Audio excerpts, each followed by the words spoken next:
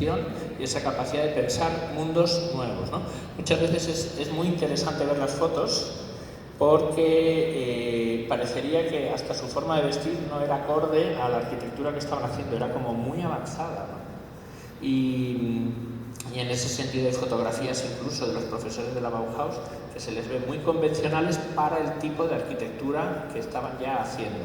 Hay una película en ese sentido muy recomendable que es Lotte am Bauhaus.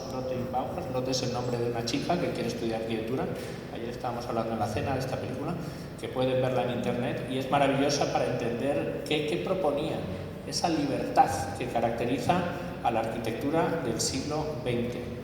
Una libertad muy fuerte. ¿Por qué? Porque era una libertad como una ruptura con todas las inercias de la burguesía del siglo XIX, que eran inercias que al final no estaban haciendo felices a nadie, es lo que trataba Freud, por ejemplo, ¿no? Con sus pacientes. Bueno, esta libertad y esta experimentación se fue haciendo progresivamente potente, ¿no?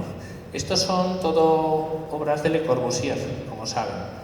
Pero bueno, como ven las de arriba, pues son obras que todavía arrastran modelos historicistas, son de las primeras. De hecho, la primera todavía estaba en la Escuela de Artes, que es la Mission Follet, y que tiene muchos elementos historicistas, pero cómo se va deshaciendo de ellos, ¿no?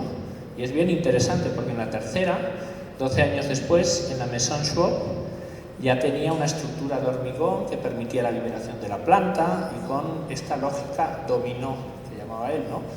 Esta lógica dominó tenía mucho que ver con la industrialización, con la posibilidad de repetir. Walter Benjamin después escribirá un libro maravilloso que es la obra de arte en la era de la reproducibilidad técnica. ¿Qué va a cambiar con el arte? No puede ser que siga todo igual, porque la industria, la tecnología, los nuevos materiales, lógicamente están cambiando nuestra forma de entender el arte.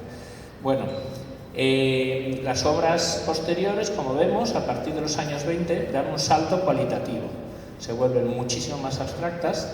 En la invitación que hace Mies para la Weissenhof, para todas las combinaciones de Siedlung de la Weissenhof, ya vemos cómo la Maison Sichuan tiene la misma lógica dominó, pero es súper abstracta, esencialista, racionalista, funcionalista. Todos estos principios que luego vamos a ver ya totalmente gloriosos en la Ville Savoye.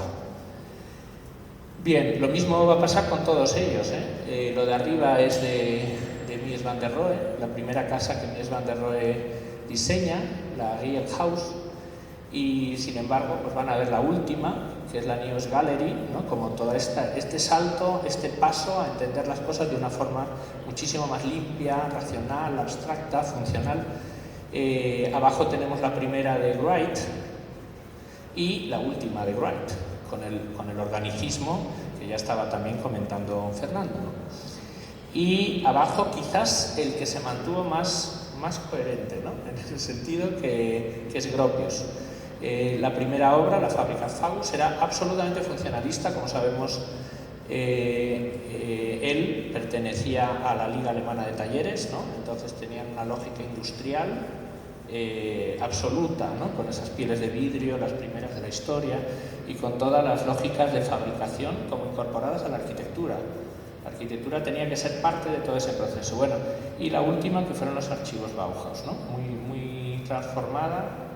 Trabajaba con The Architecture Collaborative, con sus estudiantes ya norteamericanos, pero que nos muestran como todo ese proceso. Bueno, todos estos maestros que hubo, que tuvieron sus discípulos, la segunda generación, la tercera generación del movimiento moderno, y que desde luego no nacen de la nada, sino que nacen de un montón de interrelaciones, bueno, que vienen de todos los movimientos de cambio del siglo XIX al siglo XX. Por ejemplo, el Art Nouveau pretendía ser el primer movimiento nuevo, ¿no? Bueno, pues nos van llevando poco a poco a encontrar, a sentarse en este racionalismo, en este funcionalismo, que va a tener manifestaciones muy diversas. Y eso es lo interesante. Y eso es justo lo que queremos estudiar como Docomomo. Las manifestaciones del movimiento moderno en los distintos lugares. En este caso, como somos el capítulo boliviano, pues en Bolivia.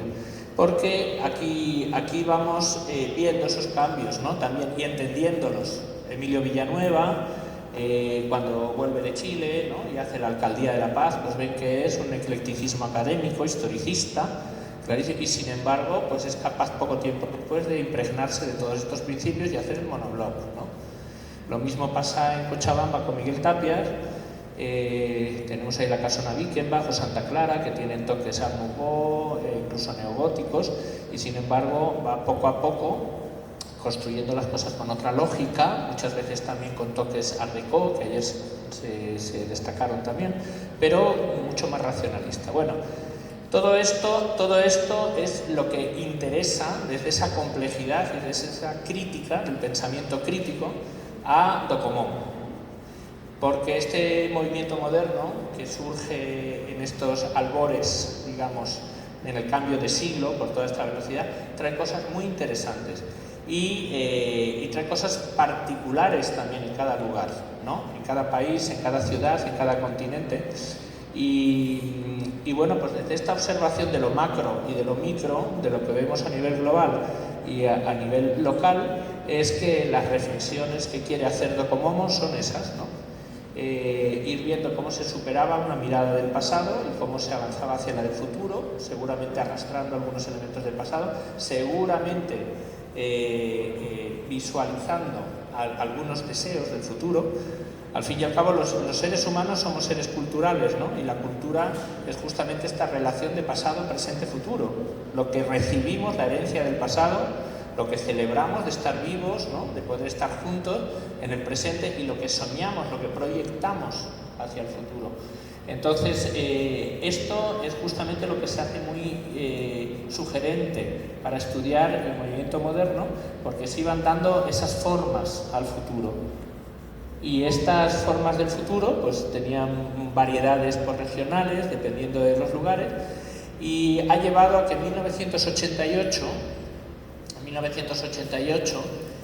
se cree una organización que se llama Docomomo, ¿no?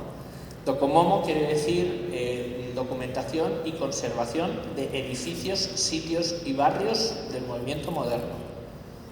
Entonces, ahora mismo hay 80 grupos internacionales, ¿no? Entre ellos, afortunadamente, desde 2020 Bolivia, y en cada lugar pues, están estudiando estas particularidades con este como esquema común también, ¿no? Desde que se empezó en el 88 en Holanda, pues ha habido como distintos momentos de encuentro, distintas publicaciones, y esto es lo interesante, que al final, si no hubiese este tipo de organizaciones, muchas veces los esfuerzos estarían sueltos, estarían desconexos, y no vamos sumando energía. Porque una de las cosas que nos dimos cuenta cuando comenzamos el capítulo boliviano es lo poco que había escrito sobre el movimiento moderno en Bolivia.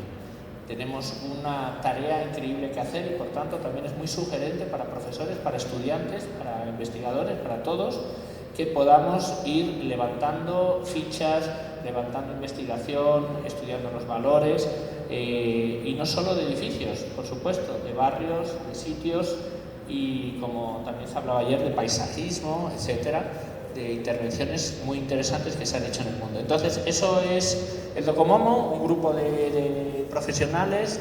En muchos grupos también nacionales hay también estudiantes, porque deberíamos generar grupos de investigación acerca de este tema, y eso, bueno, pues ha llevado a esta articulación. Esta es la página web. Es una página consultable, la página web de Docomomo Internacional. Y bueno, en Docomomo Internacional tienen un montón de información. Casi todos los libros en PDF descargables. Tiene un sistema también georreferenciado de todos los edificios del movimiento moderno que se van relevando. Nosotros tenemos una tarea como capítulo nacional cada año de hacer 6 fichas, luego les voy a enseñar un ejemplito de 6 fichas y ir investigando. Entonces cada año 6 edificios, a veces logramos más incluso, porque estamos en distintos departamentos, pero bueno, la idea es saber más de estos lugares y poderlos subir para los investigadores a nivel internacional. Como ven, bueno, pues habla de las organizaciones, de dónde está el cuartel general, digamos que en estos momentos está de nuevo en Holanda, los capítulos nacionales, cómo hacer contacto, etc. Y luego todos los talleres que hay para estudiantes, hay cursos online también, hay todo este sistema MOMOVE, que se llama, que es georreferenciado, que es una especie de cartografía, de mapeo, los premios que se dan también, los reconocimientos a obras, etc. Y luego todas las conferencias, dossiers, etcétera, que se hacen. La verdad que es muy bonito porque es un trabajo, primero, desinteresado, como casi siempre hacemos toda la gente que estamos involucrada con patrimonio, pero de entender que el patrimonio no se acaba en lo que mucha gente piensa que es patrimonio, que solamente es el antiguo, ¿no?, entre comillas. El patrimonio lo hemos tenido hasta hace poquito y en ese sentido es una maravilla y un honor tener esta noche al arquitecto Marcelo Franco y a su familia, porque todavía tenemos la suerte de celebrarles lo que lograron aportar en el siglo XX en cuanto a arquitectura, ¿no? Entonces es un patrimonio que especialmente lo deberíamos investigar y tratar más porque lo tenemos más cercano. Bien, en ese sentido, bueno, pues tenemos en Docomomo archivos digitales.